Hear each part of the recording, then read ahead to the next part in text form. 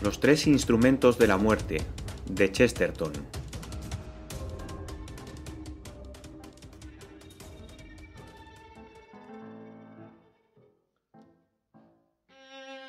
Tanto por profesión como por convicción, el padre Brown sabía mejor que casi todos nosotros que la muerte dignifica al hombre. Con todo, tuvo un sobresalto cuando, al amanecer, vinieron a decirle que Sir Aaron Armstrong había sido asesinado. Había algo de incongruente y absurdo en la idea de que una figura tan agradable y popular tuviera la menor relación con la violencia secreta del asesinato. Porque Sir Aaron Armstrong era agradable hasta el punto de ser cómico, y popular hasta casi ser legendario. Era aquello tan imposible como figurarse que Sunny Jim se había colgado, o que el pacífico señor Pickwick de Dickens había muerto en el manicomio de Hanwell. Porque, aunque Sir Aaron, como filántropo que era, tenía que conocer los oscuros fondos de nuestra sociedad, se enorgullecía de la manera más brillante posible. Sus discursos políticos y sociales eran cataratas de anécdotas y carcajadas. Su salud corporal era tremenda, su ética, el optimismo más completo.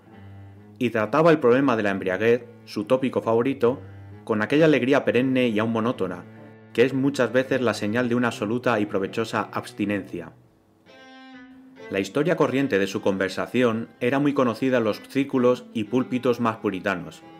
Cómo, de niño, había sido arrastrado de la teología escocesa al whisky escocés, cómo se había redimido de lo uno y lo otro, y había llegado a ser, según él modestamente decía, lo que era. La verdad es que su barba blanca y vellida, su cara de querubín, sus gafas deslumbradoras y las innúmeras comidas y congresos a que asistía, hacían difícil creer que hubiera sido nunca persona tan tétrica como un borrachín o un calvinista. No, aquel era el más seriamente alegre de todos los hijos de los hombres. Vivía por los rústicos alrededores de Hampstead, una hermosa casa alta, pero no ancha, una de esas modernas Tornestad prosaicas. La más estrecha de sus estrechas fachadas daba sobre la verde pendiente del camino férreo, y hasta la casa llegaban trepidaciones del tren. Sir Aaron Armstrong, como él decía con turbulenta manera, no tenía nervios, pero si a menudo el tren hacía trepidar la casa, aquella mañana se cambiaron los papeles, y fue la casa la que hizo trepidar al tren. La máquina disminuyó la velocidad y, finalmente, paró justamente frente al sitio en que un ángulo de la casa se adelantaba sobre la pendiente de pasto. Generalmente los mecanismos paran poco a poco, pero la causa viviente de aquella parada fue muy rápida. Un hombre vestido rigurosamente de negro, sin omitir, como lo recordaron los testigos de la cena, el tenebroso detalle de los guantes negros, apareció en lo alto del terraplén, frente a la máquina, y agitó las negras manos como un negro molino de viento. Esto no hubiera bastado siquiera para detener a un tren lentísimo, pero de aquel hombre salió un grito que después todos repetían como si hubiera sido algo nuevo y sobrenatural. Fue uno de esos gritos tórridamente claros, aun cuando no se entiende lo que dice. Las palabras articuladas por aquel hombre fueron «un asesinato». Pero el conductor asegura que si solo hubiera oído aquel grito penetrante y horrible, sin entender las palabras, hubiera parado igualmente. Una vez detenido el tren, bastaba un vistazo para advertir las circunstancias del incidente. El hombre del lutro era Magnus, el lacayo de Sir Aaron Armstrong. El baronet, con su habitual optimismo, solía burlarse de los guantes negros de su lúgubre criado, pero ahora toda burla hubiera sido inoportuna. 2 o 3 curiosos bajaron, cruzaron la ahumada cerca y vieron al pie del edificio el cuerpo de un anciano con una bata amarilla que tenía un forro de rojo vivo. En una pierna se veía un trozo de cuerda enredado tal vez en la confusión de una lucha. Había 1 o 2 manchas de sangre, muy poca, pero el cuerpo estaba doblado o quebrado en una postura imposible para un cuerpo vivo. Era Sir Aaron Armstrong. A poco apareció un hombre robusto de una hermosa barba, en quien algunos viajeros reconocieron al secretario del difunto, Patrick Royce, un tiempo muy célebre en la sociedad bohemia, y aún famoso en el arte bohemio. El secretario manifestó la misma angustia del criado, de un modo más vago, aunque más convincente. Cuando, un instante después, apareció en el jardín la tercera figura del hogar, Alice Armstrong, la hija del muerto, vacilante e indecisa, el conductor se decidió a obrar. Se oyó un silbido. y el tren, jadeando, corrió a pedir auxilio a la próxima estación que no estaba demasiado lejos, por cierto, de aquel lugar. Y así, a petición de Patrick Royce, el enorme secretario ex-bohemio, vinieron a llamarla a la puerta del padre Brown. Royce era irlandés de nacimiento y pertenecía a esa cata de católicos accidentales que solo se acuerdan de su religión en los malos trances.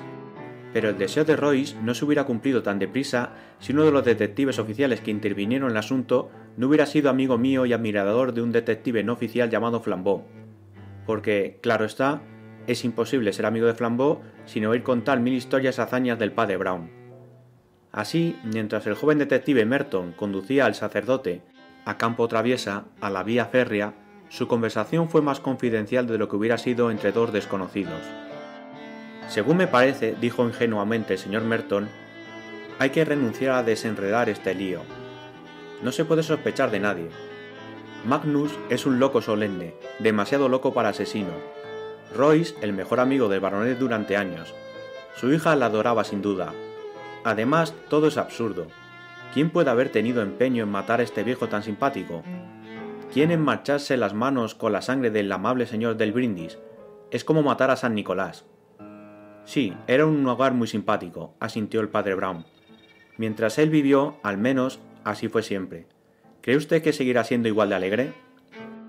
Merton, asombrado, le dirigió una mirada interrogadora. ¿Ahora que ha muerto él? Sí, continuó impasible el sacerdote.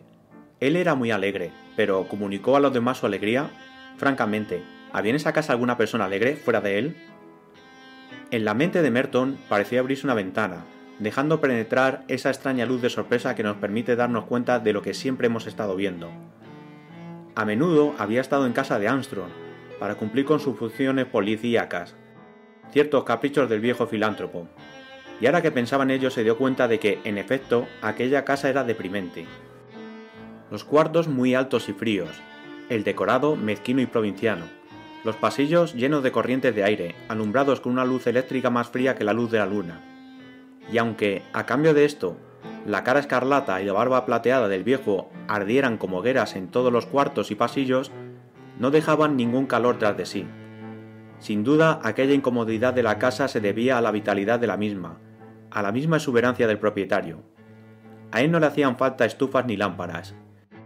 Llevaba consigo su luz y calor. Pero, recordando a las otras personas de la casa, Merton tuvo que confesar que no eran más que las sombras del señor. El extravagante lacayo, con sus guantes negros, era una pesadilla.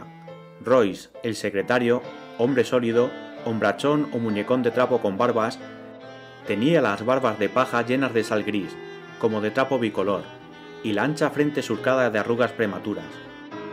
Era de buen natural, pero su bondad era triste y lánguida, y tenía ese aire vago de los que se sienten fracasados. En cuanto a la hija de Armstrong, parecía increíble que lo fuera. Tan pálida era y de un aspecto tan sensitivo. Graciosa, pero con un temblor de álamo temblón. Y Merton a veces se preguntaba si habría adquirido ese temblor con la trepidación continua del tren. «Ya ve usted», dijo el padre Brown, pestañeando modestamente. «No es seguro que la alegría de Armstrong haya sido alegre, para los demás. Usted dice que a nadie se le puede haber ocurrido dar muerte a un hombre tan feliz. No estoy muy seguro de ello. Nenus inducas in tentatione. Si alguna vez me hubiera yo atrevido a matar a alguien», añadió con sencillez, «hubiera sido a un optimista». «¿Cómo?», exclamó Merton risueño. «¿A usted le parece que la alegría de uno es desagradable a los demás?» «A la gente le agrada la risa frecuente», comentó el padre Brown, «pero no creo que le agrade la sonrisa perenne. La alegría sin humorismo es cosa muy cansona». Caminaron un rato en silencio, bajo las ráfagas, por el herboso terraplén de la vía, y al llegar al límite de la larguísima sombra que proyectaba la casa de Armstrong, el padre Brown dijo de pronto, como el que echa de sí un mal pensamiento, mejor que ofrecerlo a su interlocutor: «Claro es que la bebida en sí misma no es buena ni mala, pero no puedo por menos pensar que, a los hombres como Armstrong, les convendría beber algo de tiempo en tiempo para entristecerse un poco». El jefe de Merton, un detective muy apuesto, de pelo entre gris, llamado Gilder, estaba en la verde loma de la vía esperando al médico forense y hablando con Patrick Royce, cuyas anchas espaldas y erizados pelos le dominaban por completo. Y esto se notaba más porque Royce siempre andaba combado de una manera hercúlea, y discurría por entre sus pequeños deberes domésticos y secretariales con un aire de pesada humildad, como un búfalo que arrastra un carro.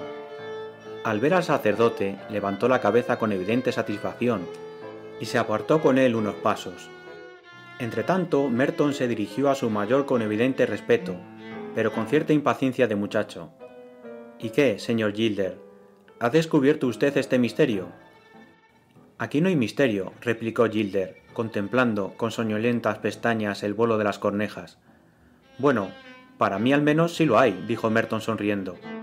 «Todo está muy claro, muchacho», dijo su mayor, acariciando su puntiaguda barba gris. 3 minutos después de que te fuiste a buscar al párroco del señor Royce todo se aclaró. ¿Conoces a ese criado de cara de palo que lleva unos guantes negros? El que detuvo el tren.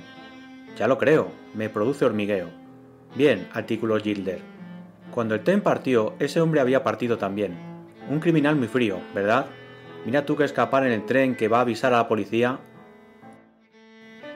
Pero ¿está usted seguro, observó el joven, que fue él quien mató a su amo? Sí, hijo mío, completamente seguro, replicó Gilder secamente. Por la sencilla razón de que ha escapado llevándose 20.000 libras en acciones que estaban en el escritorio de su amo. No, aquí lo único que merece el nombre de misterio es cómo cometió el asesinato. El cráneo se diría roto con un arma potente, pero no aparece arma ninguna, y no es fácil que el asesino se la haya llevado consigo, a menos que fuera lo bastante pequeña para no advertirse. O quizás lo bastante grande para no advertirse, dijo el sacerdote dominando una risita. Gilder le preguntó al padre Brown secamente qué quería decir. Nada, una necedad. Ya lo sé, dijo el padre Brown. Algo que parece un cuento de hadas. Pero se me figura que el pobre señor Armstrong fue muerto con una cachiporra gigantesca. Una enorme cachiporra verde, demasiado grande para ser notada, y que se llama la Tierra. En suma, que se rompió la cabeza contra esta misma loma verde en que estamos. ¿Cómo?, preguntó vivamente el detective. El padre Brown volvió su cara de la luna hacia la casa y pestañeó como un desesperado. Siguiendo su mirada, los otros vieron en lo alto de aquel muro, y como ojo único, había una ventana abierta en el desván. ¿No ven ustedes?, explicó señalándola con torpeza infantil. ¿Cayó o fue arrojado desde allí? Gilder consideró la ventana con un arrugado ceño y después dijo: «En efecto, es muy posible, pero no entiendo cómo usted habla de ella con tanta seguridad». El padre Brown abrió sus grises ojos vacíos. «¿Cómo?», exclamó. «En la pierna de ese hombre hay un trozo de cuerda enredado. ¿No ve usted otro trozo allí, en el ángulo de la ventana?» A aquella altura la cuerda parecía una brizna o una hebra de cabello, pero el astuto y viejo investigador se declaró satisfecho. «Muy cierto, caballero, creo que ha acertado. En este instante el tren especial de un solo coche entró por la curva que hacía la línea a la izquierda y, deteniéndose, dejó salir otro contingente de policías, entre los cuales aparecía la carota de Magnus, el sirviente evadido. «¡Por los dioses! ¡Lo han cogido!», gritó Gilder, y se adelantó a recibirlos con mucha precipitación. «¿Y el dinero? ¿También lo traen ustedes?», preguntó a uno de los policías. El agente, con una expresión singular, contestó: «No». Luego añadió: «Por lo menos aquí no». «¿Quién es el inspector?», preguntó Magnus. Y al oír su voz, todos comprendieron que aquel hombre hubiera podido detener el tren. Era un hombre de aspecto torpe, negros cabellos lacios, cara descolorida, a quien los ojos y la boca, que eran unas verdaderas rajas, daban un cierto aire oriental. Su procedencia y su nombre habían sido siempre un misterio. Sir Aaron le había redimido del oficio de camarero, que desempeñaba en una fonda de Londres, y aseguraban las malas lenguas que de otros oficios más infames. Su voz era tan viva como su cara era muerta. Sea por esfuerzo de exactitud para emplear una lengua que le era extranjera, sea por deferencia a su amo, que había sido algo sordo, la voz de Magnus había adquirido una sonoridad, una extraña penetración. Cuando habló Magnus, todos se estremecieron. «Siempre me lo había yo temido», dijo en voz alta con una suavidad ardorosa. «Mi pobre amo se reía de mi traje de luto, y yo siempre me dije que con este traje estaba preparado para sus funerales». Hizo un ademán con sus manos enguantadas de negro. «Sargento», dijo el inspector mirando con furia aquellas manos. ¿Cómo es que no le ha puesto usted las esposas a este individuo, que parece tan peligroso? Señor, dijo el sargento desconcertado, no sé si debo hacerlo. ¿Cómo es esto?, preguntó el otro con aspereza. ¿No le han arrestado ustedes? En la hendida boca del criado hubo una mueca desdeñosa, y el silbato del tren que se acercaba pareció comentar oportunamente la intención burlesca. El sargento, muy gravemente, replicó: «Le hemos arrestado precisamente cuando salía del puesto de policía de Highgate, donde acababa de depositar todo el dinero de su amo en manos del inspector Robinson». Gilder contempló al lacayo asombrado. «¿Y por qué hizo usted eso?», preguntó. «¿Por qué había de ser? Para poner el dinero a salvo del criminal», contestó Magnus. «Es que el dinero de Sir Aaron», dijo Gilder, «estaba seguro en manos de la familia». La cola de esta frase pareció engancharse al estridor del tren, que se acercó temblando y chirriando. Pero, sobre el infierno de ruidos a que aquella triste mansión estaba sujeta periódicamente, se oyeron las sílabas precisas de Magnus con toda su nitidez de campanadas. «Tengo razones para desconfiar de la familia». Todos, aunque inmóviles, sintieron vagamente la presencia de un recién llegado. Merton volvió la cabeza, y no le sorprendió encontrarse con la cara pálida de la hija de Armstrong, que asomaba sobre el hombro del padre Brown. Todavía era joven y bella, en aquel plateado estilo, pero sus cabellos eran de un color castaño tan opaco y sin matices que, a la sombra, de repente parecían grises.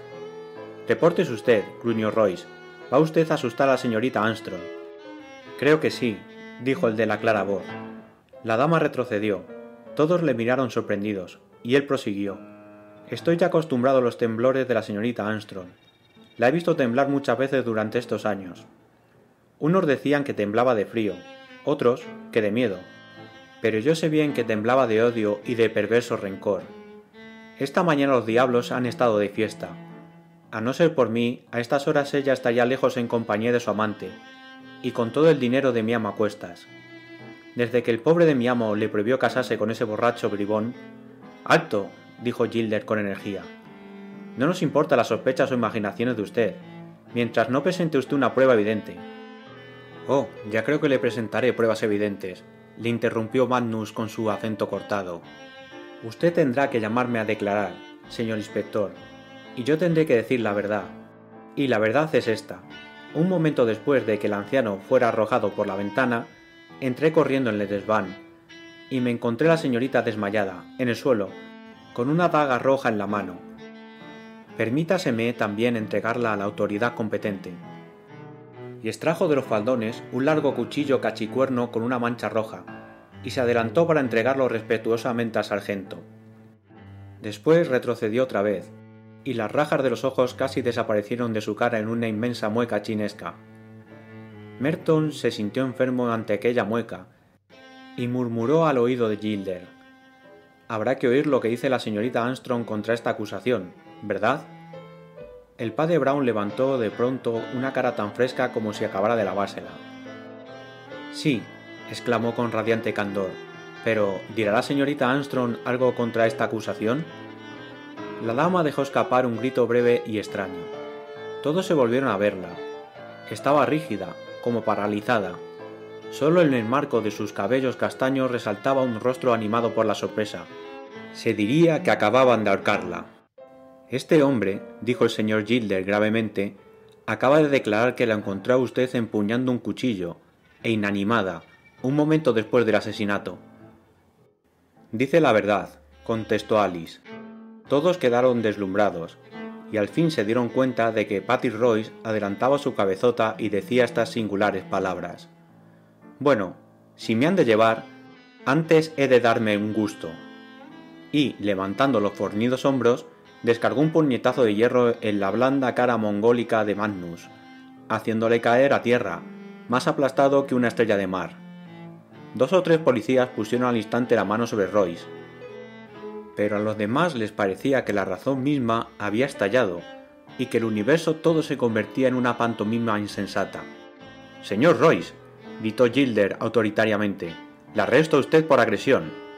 «No», contestó el secretario con una voz como un gong de hierro, «tendrá usted que arrestarme por homicidio». Gilder miró muy alarmado al hombre agredido, pero como éste estaba levantándose y limpiándose un poco de sangre de la cara, que en rigor no había recibido mucho daño, preguntó: «¿Qué quiere decir usted?». «Que es cierto, como ha dicho este hombre», explicó Royce, «que la señorita Armstrong cayó desmayada con un cuchillo en la mano, pero no había empuñado el cuchillo para atacar a su padre, sino para defenderle». «¿Para defenderle?», gritó Gilder gravemente. «¿Y defenderle de quién?». «De mí», contestó el secretario. Alice le miró con expresión compleja y desconcertada. Después dijo con voz débil: «Me alegro de que sea usted valiente». «Subamos», dijo Patrick Royce con pesadez, «y les haré ver cómo pasó esta atrocidad». El desván, que era el aposento privado del secretario, diminuta celda para tan enorme ermitaño, ofrecía, en efecto, señales de haber sido el escenario de un violento drama. En el centro y sobre el suelo había un revólver. Por un lado rodaba una botella de whisky, abierta, pero no completamente vacía. El tapete de la mesita había caído y estaba pisoteado, y una cuerda, como la que aparecía en la pierna del cadáver, colgaba por la ventana. En la chimenea 2 vasos rotos, y uno sobre la alfombra. «Yo estaba ebrio», dijo Royce. Y esta confesión sencilla de aquel hombre prematuramente abatido tenía todo el patetismo del primer pecado infantil. «Todos ustedes me conocen», continuó con voz ronca. «Todos saben cómo empecé la vida, y parece que voy a acabarla de igual modo. En otro tiempo decían que yo era inteligente, y pude haber sido feliz. Armstrong salvó de la taberna este despojo de cerebro y de cuerpo, y a su modo, el pobre hombre fue siempre bondadoso conmigo. Solo que no quería dejarme casar con Alice, y todos dirán que tenía razón. Bueno, ustedes pueden formular las conclusiones que gusten, y no necesitarán que yo entre en detalles. Allí, en el rincón, está mi botella de whisky medio vacía. Allí, sobre la alfombra, mi revólver completamente vacío. La cuerda que se encontró en el cadáver es la cuerda de mi baúl, y el cuerpo fue arrojado desde mi ventana. No hace falta que los detectives averigüen nada en esta tragedia. Es una de esas hierbas que crecen en todos los rincones. Me entrego a la horca, y basta, por Dios». A una señal, que fue lo bastante discreta, la policía rodeó al robusto secretario para conducirle preso. Pero esta operación fue verdaderamente interrumpida por la extrañísima actitud que adoptó el padre Brown.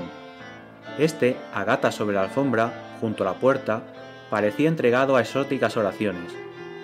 Como era persona que jamás se daba cuenta de la figura que hacía a los ojos de los demás, conservando siempre su actitud, volvió de pronto su cara redonda y radiante, asumiendo aspecto de cuadrúpedo con una ridícula cabeza humana.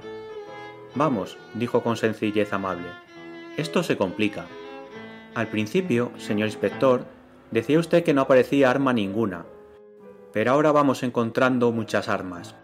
Tenemos ya el cuchillo para apuñalar, la cuerda para estrangular y la pistola para disparar, y todavía hay que añadir que el pobre señor se rompió la cabeza al caer de la ventana. Esto no va bien, no es económico». Y sacudió la cabeza junto al suelo, como caballo que pasta. El inspector Gilder abrió la boca para decir algo muy serio, pero antes de que pudiera articular una palabra, ya la grotesca figura rampante decía con la mayor fluidez: «¿Y estas 3 cosas inexplicables? Primero, estos agujeros en la alfombra, donde entraron los 6 tiros. ¿A quién se le ocurre disparar a la alfombra? Un ebrio dispara a la cara de su enemigo, que está accionando ante él, pero no riñe con los pies de su enemigo, ni les pone sitio a sus pantuflas. Y luego la dichosa cuerda».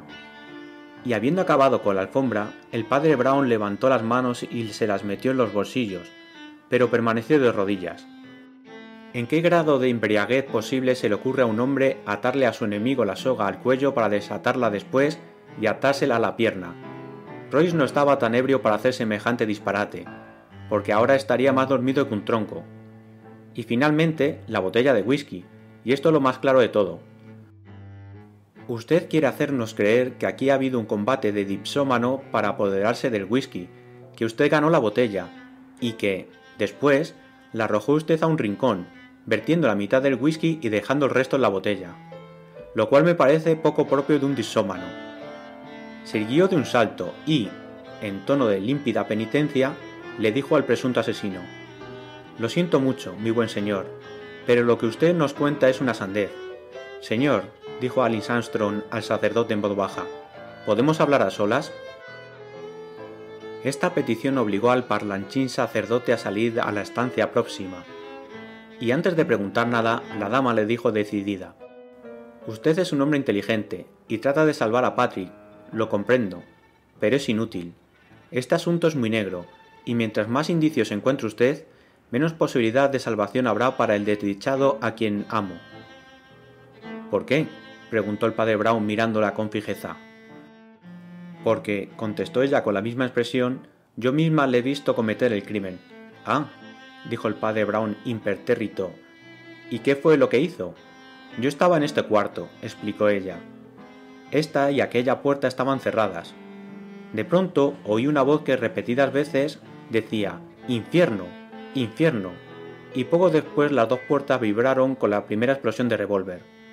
Hubo 3 disparos más antes de que yo lograra abrir una u otra puerta. Me encontré la estancia llena de humo, pero la pistola estaba humeando en la mano de mi pobre y loco Patrick, y yo le vi con mis propios ojos hacer el último disparo asesino. Después saltó sobre mi padre, que lleno de terror estaba encaramado en la ventana, y aferrándolo, trató de estrangularlo con la cuerda, echándosela por la cabeza, pero la cuerda se deslizó por los hombros estremecidos y cayó hasta los pies de mi padre, y se ató sola a una pierna. Patrick tiró de la cuerda enloquecido. Yo cogí entonces un cuchillo que estaba sobre la estera, y metiéndome entre ellos, logré cortar la cuerda antes de caer desmayada. «Ya lo veo todo», dijo el padre Brown con la misma cortesía impasible. «Muchas gracias». Y mientras la dama desfallecía al evocar tales recuerdos, el sacerdote regresó rápidamente a donde estaban los otros. Allí se encontró a Gilder y a Merton solos con Patrick Royce, que estaba sentado en una silla con las esposas puestas dirigiéndose respetuosamente al inspector. Dijo: «¿Puedo decir algo al preso en presencia de usted? ¿Y le permite usted quitarse esas cómicas manillas un instante?» «Es un hombre muy fuerte», dijo Merton en baja. «¿Para qué quiere que se las quite?» «Pues, mire usted», dijo el sacerdote con maldad, «porque quisiera tener el honor de darle un apretón de manos». Los 2 detectives se miraron sorprendidos, y el padre Brown añadió: «¿No quiere usted decirles cómo fue la cosa?». El hombre de la silla movió negativamente la amarañada cabeza, y entonces el sacerdote decía con impaciencia: «Pues lo diré yo. La vida privada es más importante que la reputación pública. Voy a salvar al vivo y dejar que los muertos entierren a los muertos». Se dirigió a la ventana fatal y se asomó. «Le dije a usted que aquí había muchas armas para una sola muerte. Ahora debo rectificar. Aquí no ha habido armas, porque no se las ha empleado para causar la muerte. Todos estos instrumentos terribles, el nudo corredizo, la sanguinolenta navaja, la pistola explosiva, han servido aquí como instrumentos de la más extraña caridad. No se han empleado para matar a Sir Aaron, sino para salvarlo». «¿Para salvarlo?», exclamó Gilder. «¿De qué?». «De sí mismo», dijo el padre Brown. «Era maniático suicida». «¿Qué?», dijo Merton con tono incrédulo. «¿Y su religión de la alegría?». «Es una religión muy cruel», dijo el sacerdote mirando por la ventana. «Que no haya podido él llorar un poco, como antes habrían llorado sus padres».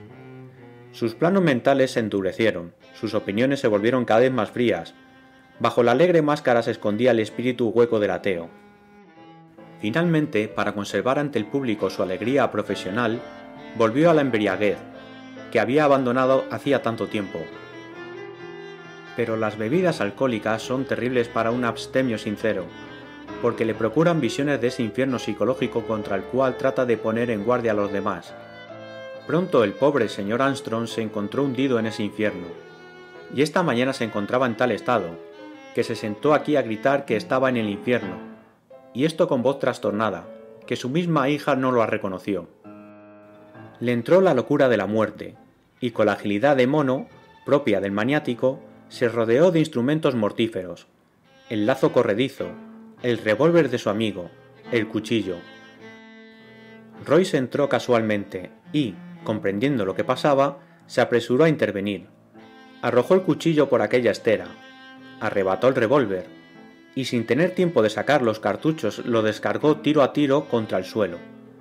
El suicida vio aún otra posibilidad de muerte, y quiso arrojarse por la ventana. El Salvador hizo entonces lo único que podía, le dio alcance, y trató de atarle con la cuerda las manos y los pies. Entonces esa desdichada joven entró aquí, y comprendiendo al revés las cosas, trató de libertar a su padre cortando la cuerda.